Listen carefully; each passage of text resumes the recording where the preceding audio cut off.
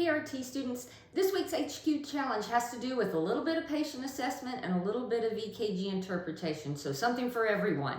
All right, you're a first year student. You should have been, or you're probably working on patient assessment or maybe just got done with patient assessment, so this one's for you.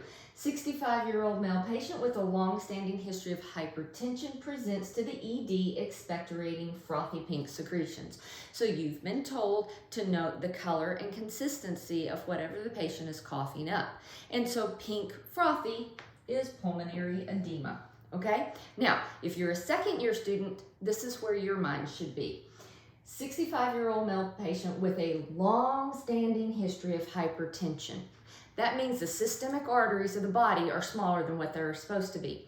So therefore, that left ventricle of the heart constantly has to work hard to pump blood into systemic circulation.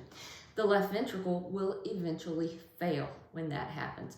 When the left ventricle is not pumping, blood builds up in the left ventricle, and then it continues to build up and spill into the left atrium and kind of work its way backwards until that blood is in the pulmonary capillary bed. And then that fluid moves into the interstitial space, into the alveoli, and you have that frothy pink secretions that the person coughs up. This is actually cardiogenic pulmonary edema. All right, so just moving on a little bit more for the second year students. The same patient is noted to have this cardiac rhythm.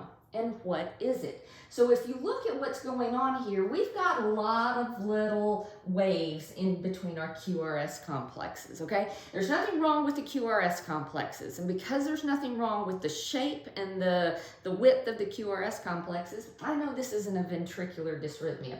It is an atrial dysrhythmia, and the reason I know that is these little waves in between those QRS complexes are fibrillatory waves. What this means is basically, if we're looking at the heart, we're dividing the heart into the four chambers. Here's the SA node, the AV node, the bundle of His, right and left bundle branches. All right, what's causing these individual waves between the QRS complexes is all of these little ectopic focal points in the atria. They're just excitable cells, and these excitable cells pop off and create individual P waves. So this is just this chaotic firing of these things creating individual P waves, and then every once in a while, one of those focal points, when it fires, it makes it through to the ventricles. So this is atrial fibrillation.